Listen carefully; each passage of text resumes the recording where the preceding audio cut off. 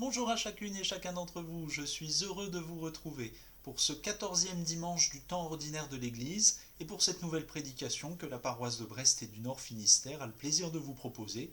Une prédication qui, je l'espère, vous apportera de quoi approfondir votre relation avec le Seigneur et alimenter votre vie spirituelle. Aujourd'hui, comme les dimanches précédents, nous allons retenir deux des textes qui nous sont proposés à la méditation pour ce 14e dimanche. Le premier se trouve dans le Premier Testament, au livre du prophète Zacharie. C'est un passage un petit peu célèbre qui va peut-être vous dire quelque chose. C'est au chapitre 9. Il s'agit des versets 9 et 10. Un petit passage très court que je vous lis maintenant. Réjouis-toi, fille de Sion. Lance des acclamations, fille de Jérusalem. Voici ton roi qui vient à toi. Il est juste et victorieux. Il est humble et monté sur un ânon, le petit d'une ânesse. Je supprimerai les chars d'Éphraïm et les chevaux de Jérusalem. Les arcs de guerre seront brisés. Il annoncera la paix aux nations, et il dominera d'une mer à l'autre, depuis l'Euphrate jusqu'aux extrémités de la terre. Et le texte du Nouveau Testament dans l'Évangile, qui est proposé en parallèle à ce texte du Premier Testament, se trouve encore dans l'Évangile selon Matthieu, au chapitre 11 cette fois. Il nous est proposé de lire les versets 25 à 30. Matthieu 11, versets 25 à 30. À ce moment-là, Jésus prit la parole et dit : « Je te suis reconnaissant, Père, Seigneur du ciel et de la terre, de ce que tu as caché ces choses aux sages et aux intelligents, et les as révélées aux enfants. Oui, Père, je te suis reconnaissant car c'est ce que tu as voulu. Mon Père m'a tout donné, et personne ne connaît le Fils si ce n'est le Père. Personne non plus ne connaît le Père si ce n'est le Fils, et celui à qui le Fils veut le révéler. Venez à moi, vous tous qui êtes fatigués et courbés sous un fardeau, et je vous donnerai du repos. Acceptez mes exigences et laissez-vous instruire par moi, car je suis doux et humble de cœur, et vous trouverez le repos pour vos âmes. En effet, mes exigences sont bonnes et mon fardeau léger. Je suis encore plus content que d'habitude de vous retrouver pour cette prédication aujourd'hui, frères et sœurs. Oui, parce qu'il se trouve que les textes que nous lisons aujourd'hui rentrent vraiment très, très bien, très heureusement avec les circonstances de cette journée. Parce que aujourd'hui, c'est le premier jour où nous reprenons les cultes en présentiel, comme on dit. Et je trouve très heureux que ce message que nous venons d'entendre, et particulièrement cette phrase qui est au fond le cœur même de l'évangile, « Venez à moi », parole de Jésus, qui est cet appel de la bonne nouvelle, hein, il faut venir à lui, eh bien, on le trouve en quelque sorte maintenant incarné par cette possibilité que des hommes et des femmes ont un peu partout, et pour nous à Brest aujourd'hui même, de venir se rassembler à l'écoute de la parole du Maître. C'est vraiment une chose très heureuse. Et bien sûr qu'on a pu le faire par les cultes et les prédications, par exemple sur YouTube, comme vous la suivez maintenant, les cultes sur Skype qu'on a pu faire, mais se retrouver physiquement pour partager vraiment l'écoute de cette parole pour de vrai, si j'ose dire, eh bien c'est quelque chose de vraiment heureux. D'ailleurs, si vous avez envie vous-même d'y participer, je vous invite à pouvoir prendre les informations nécessaires à l'inscription pour le culte. Vous pouvez les trouver sur notre site internet www.protestant-brest.fr, tout en minuscule, tout au singulier, protestant-brest.fr. Voilà, ça c'était la petite page de publicité. Il y a aussi une autre raison pour laquelle je suis d'autant plus heureux qu'on puisse se retrouver aujourd'hui et partager ce texte, c'est que, vous vous en souvenez peut-être, depuis 3 semaines au moins, on a lu des paroles quand même pas très très heureuses, pas très très faciles à porter. C'était assez lourd, assez dur, et je trouve que pour une première occasion de pouvoir se retrouver, notamment dans le culte en présentiel, c'était vraiment une très belle chose de pouvoir avoir là des paroles quand même beaucoup plus positives, faciles à assumer si j'ose dire. Celles des semaines précédentes, vous vous en souvenez peut-être, elles étaient tellement dures que même la semaine dernière, on était venu à se dire qu'il y avait sans doute certaines de ces paroles qui ne pouvaient pas être assumées par tout le monde. en particulier par des personnes qui avaient connu des épreuves dans leur vie ou qui étaient fragiles. C'était pas évident pour elles de s'entendre dire qu'il fallait porter sa croix, suivre Jésus, qu'il fallait renoncer à sa vie. Vraiment, des choses comme celle-là semblaient réservées à des gens un peu costauds, un peu solides. Eh ben, on pourrait presque se demander si le raisonnement parallèle ne pourrait pas être fait avec les paroles d'aujourd'hui. Et si des propos aussi positifs et aussi beaux que ceux qu'on a entendus là, venez à moi, vous tous qui êtes chargés et courbés sous un fardeau, eh ben, des choses comme celle-là, elles pourraient peut-être être réservées très particulièrement aux personnes qui connaissent des difficultés dans leur vie. Oui, cette phrase de Jésus, venez à moi vous tous qui êtes fatigués et courbés sous un fardeau, il manifeste qu'elle s'intéresse à une certaine catégorie de personnes. Ceux qui sont fatigués et ceux qui sont courbés sous un fardeau. A priori, les autres n'ont pas à se sentir tellement concernés par cet appel-là de Jésus. Mais par exemple aussi, quand il dit « Je te suis reconnaissant, Père, Seigneur du ciel et de la terre, de ce que tu as caché ces choses aux sages et aux intelligents et que tu les as révélées aux enfants. » Manifestement, Jésus, là encore, considère que certaines choses sont à réserver à certaines catégories de la population. Ces choses dont il parle, c'est en fait la reconnaissance de son identité pour lui-même et la reconnaissance de l'action de Dieu à travers lui et aussi l'action de Dieu à travers le ministère de Jean-Baptiste. C'est ce dont Matthieu nous parle dans le début du chapitre 11, que nous n'avons pas lu là maintenant, mais je vous invite à relire quand vous aurez fini d'écouter cette prédication, n'est-ce pas Jésus là fait vraiment référence à tout cela et il explique que les sages et les intelligents, pour eux, la reconnaissance de Jésus, et ce qui est au fond le cœur même de l'évangile, la reconnaissance de Dieu venu jusqu'à nous en Jésus-Christ, eh bien c'est caché pour eux. Et c'est révélé, réservé en quelque sorte aux enfants, c'est-à-dire à des catégories de la population qui à l'époque de Jésus n'avaient vraiment pas leur voix au chapitre. C'était considéré comme des quantités négligeables. Un enfant, on y faisait à peine attention parce qu'il n'avait pas de capacité à ce moment-là, ni productive, ni intellectuelle, suffisante pour qu'on fasse attention à lui. Mais alors, est-ce que ça veut dire que l'évangile, au fond, ça ne concernerait que des personnes faibles, fragiles, en situation vraiment d'être négligées dans le reste de la société, et que, au fur et à mesure que la société va progresser, qu'on va permettre aux gens de devenir plus forts, ou en meilleure santé, ou ayant reçu une meilleure éducation, eh bien, on n'aura plus besoin de l'évangile, en fait. C'est quand même une question très importante. Ça. Il y a beaucoup de gens qui pensent les choses comme ça et qui considèrent qu'en fait, la foi, et particulièrement la foi chrétienne, c'est une béquille pour des gens qui ont peur de la vie, qui ont peur de la mort, qui ne savent pas comment se comporter, alors qu'ils s'imaginent qu'en croyant en un Dieu, ça va les aider à supporter leur quotidien. Ça vaut vraiment le coup, je crois, d'aller gratter un petit peu plus cette question. Parce que quand on y pense, il y a plusieurs autres phrases de Jésus qui peuvent aller dans le même sens. Moi, il y en a une qui me vient tout de suite à l'esprit comme ça, c'est quand Jésus dit à ses interlocuteurs, ce ne sont pas les malades, ce ne sont pas les bien portants qui ont besoin d'un médecin, mais les malades. Vous voyez, je fais le lapsus, mais qui dit bien ce que ça veut dire. Jésus se compare à un médecin lui-même. Et il vient donc dire à ce moment-là que, c'est l'évidence, ceux qui ont besoin d'un médecin, c'est les gens qui sont malades. Donc si tout le monde était en bonne santé, personne n'aurait besoin de lui. Il faut peut-être aller voir un petit peu plus loin de quoi il s'agit et faire très attention aux termes que Jésus emploie ici. Penchons-nous donc à nouveau sur le passage de l'évangile de Matthieu que nous avons entendu aujourd'hui. C'est un passage qui est peut-être découpé en deux parties, en quelque sorte. Il y a d'abord une prière que Jésus adresse à Dieu, son Père, et puis ensuite un appel qu'il lance aux personnes autour de lui. Commençons donc par la prière. « Je te suis reconnaissant, Père, Seigneur du ciel et de la terre, de ce que tu as caché ces choses aux sages et aux intelligents, et les a révélées aux enfants. » Vous voyez, dans cette phrase de Jésus, dans ce début de cette prière, moi je suis très attentif au dernier verbe employé par Jésus, révéler.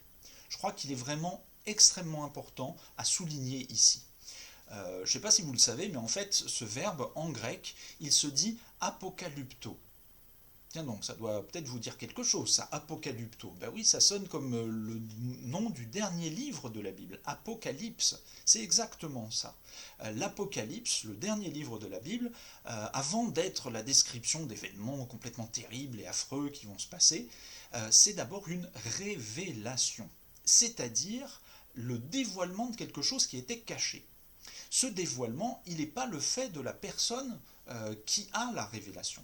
Elle est passive par rapport à ça. Et quand on pense par exemple au livre de l'Apocalypse, c'est exactement ça. Jean, qui rédige cet Apocalypse, il nous explique qu'il a eu une vision. Il n'était pas tellement pour grand-chose là-dedans. Il avait lui-même plutôt le rôle d'un spectateur. Et toutes les personnes qu'il décrit, pour la grande majorité d'entre elles, elles sont plutôt, elles aussi, passives dans tout ce jeu de forces cosmiques qui se déroule dans le livre de l'Apocalypse. Donc ici, il est question, en fait, de choses qui sont révélées. Ce que ça veut dire, c'est que c'est Dieu qui est à l'initiative de la révélation. C'est lui qui est le metteur en scène, en quelque sorte, de ce dévoilement, qui retire le voile sur les choses qui sont là décrites. Ça veut donc dire, me semble-t-il, que Jésus n'est pas en train ici de faire une discrimination a priori entre des catégories de personnes pour dire qu'il réserve seulement à certaines d'entre elles, là les plus faibles, les enfants en l'occurrence, ce qu'il veut dire. Je crois que ça signifie surtout que ceux qui vont pouvoir accéder à cela, c'est ceux qui acceptent finalement que ce n'est pas eux qui sont à l'initiative de la découverte. Ce sont celles et ceux qui acceptent que la chose ne dépend pas complètement d'eux, mais qui la laissent finalement à celui qui dévoile, le Seigneur. Et bien ça, il se trouve, me semble-t-il, qu'il y a des gens sages et intelligents qui sont capables de reconnaître qu'ils ne connaissent pas tout, ils ne savent pas tout, que parfois dans ce qu'ils savent ou dans ce qu'ils ont découvert, eh bien, ils ne sont pas tout à fait, eux, la seule origine là-dedans et qu'ils ne maîtrisaient pas forcément toutes les choses. Eh bien, c'est cette attitude-là qui est, c'est vrai, souvent le propre de l'enfance, que Jésus veut mettre en avant de manière très particulière. Et Jésus va même plus loin en disant que Dieu, c'est ce qu'il a voulu. Qu'est-ce que ça veut dire ça? Eh bien, ça veut dire que Dieu, il ne se laisse pas atteindre n'importe comment. Il ne se laisse pas atteindre du tout en réalité. C'est lui qui se révèle aux autres. C'est lui qui souverainement décide de se faire connaître. Il n'y a aucune attitude, aucun comportement parmi les créatures que nous sommes qui permettra d'atteindre Dieu. Même pas la piété, par exemple, même pas les valeurs morales, et donc, par conséquent, encore moins les capacités intellectuelles. C'est pas par là qu'il faut chercher, c'est-à-dire par aucun des chemins par lesquels tout seul nous prétendrions atteindre Dieu. C'est lui seul, en tant que souverain, qui peut se donner à connaître, se révéler lui-même. Et au fond, pourquoi? C'est ce que Jésus nous dit ensuite. Il n'y a en fait que Dieu qui connaisse Dieu. Écoutons de nouveau un petit peu. Mon Père m'a tout donné, et personne ne connaît le Fils si ce n'est le Père, personne non plus ne connaît le Père si ce n'est le Fils. Ben oui, il n'y a que Dieu qui peut véritablement connaître Dieu. Le Père et le Fils, internement à Dieu, peuvent se connaître réciproquement. Et cela, donc, signifie que personne parmi nous ne peut l'atteindre, ça. Il faut que ce soit lui qui se donne à connaître aux autres. Soit dit en passant, on peut faire ici une petite parenthèse, à mon avis assez importante. Ici, c'est Matthieu qui nous retranscrit ces paroles-là. Mais quand on y réfléchit bien, on peut se dire qu'elles pourraient être tout à fait écrites par Jean, par exemple, dans son évangile aussi. Parce qu'elles disent exactement des choses que Jean lui-même a retranscrit, a retenu de ce que Jésus avait dit. Ce qui veut bien dire que ce soit Matthieu, Jean, Marc, Luc, ou bien aussi Paul, dans ses lettres, tous s'expriment de façon différente, mais au fond, ils disent tous la même chose. Il n'est pas possible par nous-mêmes d'atteindre Dieu, c'est lui qui est venu jusqu'à nous en Jésus-Christ. Et donc, est-ce que ça veut dire que, en fait, il est impossible pour nous de parler même à Dieu et de parler de lui? C'est Jésus lui-même qui nous donne la réponse à cette question. Personne ne connaît le Père si ce n'est le Fils, personne ne connaît le Fils si ce n'est le Père, et personne ne connaît le Père sinon ceux à qui le Fils veut bien le révéler. C'est ainsi que se termine notre passage à nouveau. Si ce n'est le Fils, et celui à qui le Fils veut le révéler. Et on insiste encore une fois, c'est ce même verbe révéler qui est employé ici. Manière à nouveau de dire que ça n'est pas d'abord par nos capacités, c'est pas une question de capacité intellectuelle ou autre qui nous permet de connaître Dieu, mais c'est d'abord le don que Dieu nous fait à chacune, chacun d'entre nous, don qui est déjà celui que le Père a fait au Fils. Le Père a tout donné au Fils et le Fils lui-même donne à ceux à qui il doit le révéler de pouvoir connaître Dieu. Autrement dit, finalement, c'est d'abord et avant tout une question de foi et d'humilité. Mais alors il faut faire très attention, frères et sœurs, parce que quand je dis ça, je ne suis pas en train de vous dire que la foi et l'humilité, ce sont des moyens pour atteindre Dieu. Vous voyez, ça serait de nouveau contradictoire avec ce que j'ai dit tout à l'heure. Non, la foi, l'humilité, en fait, il faut les comprendre dans l'articulation inverse par rapport à tout ça. C'est quand Dieu se révèle à moi que je réponds à cette révélation par ma foi. C'est quand lui-même s'est fait découvrir, en fait, que je suis amené, moi, à le reconnaître et à lui donner ma foi. C'est l'articulation que les réformateurs ont donnée. Nous sommes sauvés, nous sommes donc rétablis dans notre relation avec Dieu par grâce, c'est l'initiative gratuite et souveraine de Dieu, et nous y répondons par la foi. Et lorsque nous découvrons ça, lorsque nous comprenons qu'en fait, nous n'y sommes pour rien, eh bien forcément, nous faisons là un acte d'humilité. Nous nous rendons compte que nous n'y sommes pas pour grand-chose et que c'est seulement par son amour que Dieu vient s'ouvrir à nous et que nous n'y sommes pour rien. L'humilité, c'est donc presque un fruit de toute cette action de Dieu, certainement pas un moyen pour y parvenir. Parce qu'en fait, quand l'humilité devient un moyen, quand je décide de devenir humble, eh ben en fait, je ne suis pas humble du tout. Il me semble que ce que nous venons de dire est confirmé par la suite de ce que Jésus affirme dans notre passage. C'est la deuxième partie de notre texte, l'appel qu'il lance aux personnes qui l'entourent en quelque sorte. « Venez à moi, vous tous qui êtes fatigués et courbés sous un fardeau, et je vous donnerai du repos. Acceptez mes exigences. » Vous voyez, je poursuivis la lecture un petit peu plus loin que le seul verset 28, que l'on connaît bien, parce qu'on note tout de suite qu'il y a quelque chose en fait un petit peu paradoxal dans la façon dont Jésus parle. Il s'adresse à des gens qui sont fatigués, courbés sous un fardeau, et alors qu'on s'attendrait à ce qu'ils leur disent « je vais vous décharger de tout ça », il leur dit « acceptez mes exigences », littéralement « prenez sur moi mon joug ». Il y a donc là quelque chose qui, me semble-t-il, doit être travaillé. On va y revenir de toute façon, parce que très vraisemblablement, aller à Jésus quand on est fatigué et qu'on porte un fardeau et accepter de lui ses exigences, en fait c'est un mouvement qui est lié l'un à l'autre. On va y revenir à ça. Mais reprenons un petit peu et faisons très attention à ce qui est dit là, à ce que Jésus dit. Il s'adresse donc à des gens qui sont fatigués. Mais en fait, ils ne sont pas fatigués par des circonstances extérieures ou par les malheurs de la vie. Non, ils sont fatigués par les vains efforts qu'ils ont faits dans leur travail, par exemple, pour obtenir quelque chose. C'est le sens du verbe que Jésus emploie là, sous une forme de participe qu'on a traduit en français par fatigué. Oui, ce sont des personnes qui ont fait beaucoup d'efforts et qui n'ont pas abouti vraiment et qui se sont fatigués en fait à la tâche. Or, ces efforts-là, le travail en général, ce que la Bible aussi appelle l'œuvre de nos mains, ça a ceci de problématique que souvent, quand on l'accomplit, eh bien, on finit par penser que toute notre vie est là-dedans, que notre existence, la justification même de notre existence se trouve là, parce que c'est nous qui sommes à la manœuvre, et c'est nous qui nous représentons, qui nous construisons finalement là-dedans, qui nous accomplissons à travers tout ça. Or finalement, Jésus promet un repos, mais qui n'est pas qu'un repos physique, c'est le repos de l'âme de celles et ceux qui viendront à lui. C'est donc pas le repos du corps simplement, du corps usé par le travail.